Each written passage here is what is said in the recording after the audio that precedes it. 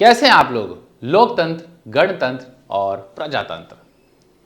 अक्सर आप सुनते होंगे कि भारत में लोकतंत्र स्थापित है, लेकिन ये लोकतंत्र होता क्या है और ये गणतंत्र से अलग कैसे है? और वहीं अगर एक शब्द आता है प्रजातंत्र, तो ये प्रजातंत्र से अलग कैसे है?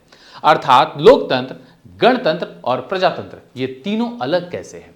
चलिए हम बात करते हैं। सबसे पहले लोकतंत्र। लोकतंत्र ये कहने का मतलब है कि लोक प्लस तंत्र। लोक मतलब जनता और तंत्र मतलब शासन।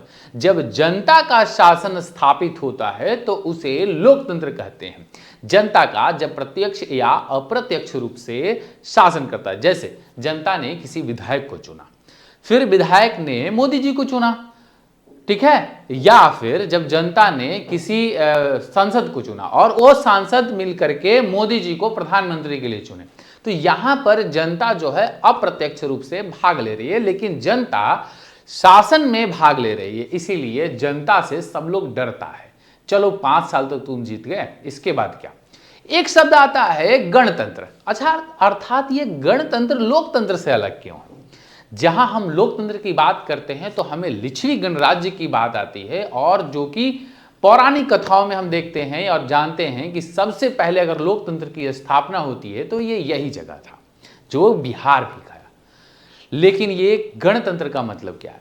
जब गणतंत्र स्थापित होता है, इसका मतलब यह है कि उस देश या राज्य में उसका अपना संविधान की स्थापना हो जाना।